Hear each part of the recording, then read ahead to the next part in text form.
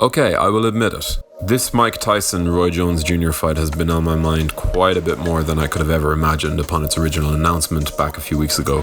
I know we recently did a video on the subject of the rather dramatic change in Tyson's overall attitude and demeanour, but as most of you will no doubt know, Iron Mike appeared on the Joe Rogan Experience podcast earlier this month for an interview that put his decision to return into a greater level of perspective. So with that in mind, I'm going to take a look at what we might have learned in the time since that podcast appearance, what we should potentially expect on November 28th, and of course, how the fight itself could well play out. First things first, let's backtrack. The version of Mike Tyson who spoke at length with Joe Rogan during his first appearance on the podcast was a man who was clearly struggling to contend with the ghosts of his past.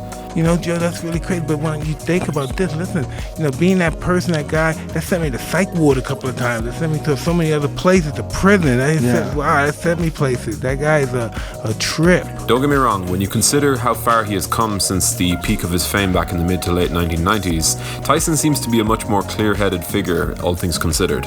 Haunted by the man that he once was, this calmer, more hesitant version of the former heavyweight champion spoke at length about his relationship with Mike Tyson, the superstar knockout artist.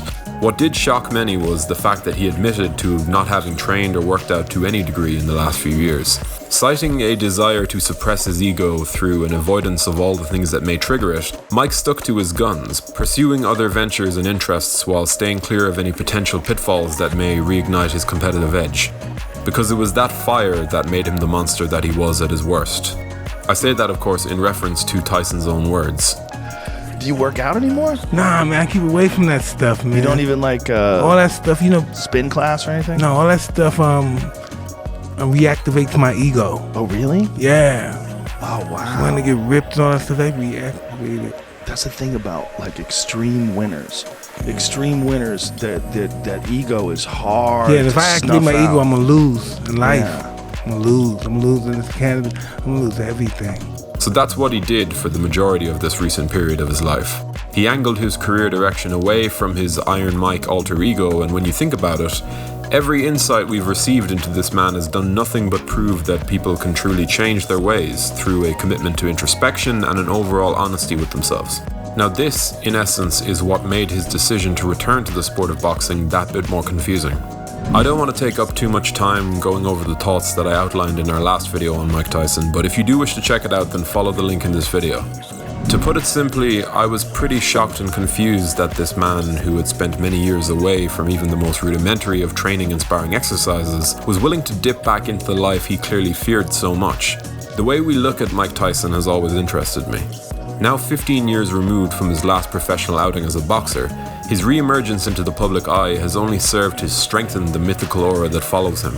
Seen as a living embodiment of pure primal fury, Tyson commands a level of respect that few fighters can match. To be honest, when you stack Tyson up against George Foreman, Ernie Shavers, or even Deontay Wilder, none come remotely close to matching that status, that level of fear inspired.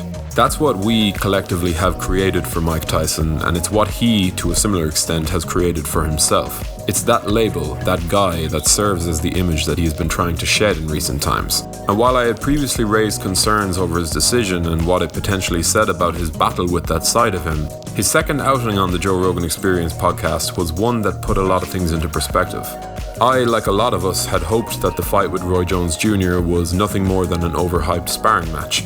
Both guys are in their 50s, and realistically, especially in the case of Tyson, given his 15-year absence, whatever expectations we have about this fight are a product of the reputations that these men have crafted for themselves in their respective primes. But the longer this build-up moves on, the more I see of Tyson speaking in the media, the more he explains where his head is at, I just can't help but find myself enthralled.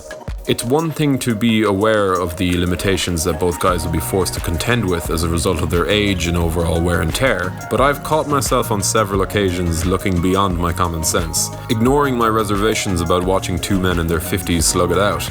As much as I hate to admit it, my curiosity is fully piqued, and I don't say that lightly. I realize I'm not speaking too much about Jones and what this fight means for him and his career, but for the purposes of this particular video, I'm going to stick with Iron Mike. As Tyson spoke to Joe Rogan about his excitement for his imminent return to the fight game, I didn't feel like I was watching a washed-up, long-retired older athlete looking to relive his heyday. I was looking at that figure of mythical proportions, Iron Mike Tyson, captivating us in every raw moment of pure intensity, in every long, drawn-out silence. I'm the best ever. I'm the most brutal and vicious and most ruthless champion there's ever been. My style is impetuous, my defense is impregnable, and I'm just ferocious. I want your heart, I want to eat his children. Praise be to Allah. That man has charisma like few others, and while I'm fully aware I'm being sold wolf tickets here, I have no problem admitting that. Do I want to see these two aging legends go out there and hurt each other? As a human being, I will immediately tell you, of course not. Neither man needs a vicious knockout loss on their record at this point in their life. But as a fight fan, as someone who counts these two boxers among his favorites of all time, I find myself struggling to maintain a realistic view of what will actually happen in November. It is an inherently weird situation, so let's not forget that. Comebacks in combat sports aren't exactly uncommon, but these are two of the most revered fighters of all time facing off in a matchup that has absolutely no right to exist. It's extremely rare that a novelty fight like this manages to drag me in, but as conflicted as I am, I've kind of accepted the fact that I'll be tuning in once fight night comes around. So how do I see it playing out? Assuming that these guys attempt to compete with each other to the best of their abilities. Do I think that's going to happen? Well, that's another question entirely. Obviously, there are far too many variables here to make a real guess at how these two will look over 8 rounds of boxing. Roy has far more in the way of recent matchups between the two, and for my money, the longer this bout goes on, it should favour him stylistically. Where some think that we're going to see Tyson go out there and live up to his billing with a quick finish, others do point to the limitations that he will be faced with after 15 years out. Tyson looks quick and powerful in those short training videos that were released over the last few weeks, but it's the timing, the intricacies in footwork and movement that often return last when you're faced with a long layoff like his.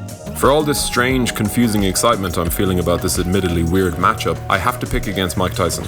Just over a year ago, Tyson wouldn't punch a heavy bag out of the fear that it would relight the ferocious fires within him. If these two guys do in fact decide to fight and push for the win in this so-called exhibition bout, my instincts are telling me that Roy Jones Jr. will have enough in him to get the job done. He retired 2 years ago, but I'd take that over Mike's layoff any day of the week. I could very likely be wrong, but in attempting to put the fight fan in me aside and look at this rationally, I think the odds should favour the more active man. That's not always the case, of course, but when middle age and a decade and a half absence are on the table, I would be taking a risk in betting on you. Like anyone else, I've been wrong countless times in the past, and in all honesty, I hope that I'm at least partially wrong on November 28th. Either way, I will admit that I am interested. If you enjoyed this video, be sure to leave a like and subscribe to the channel to stay up to date with all of our latest uploads. And as always, thank you for watching.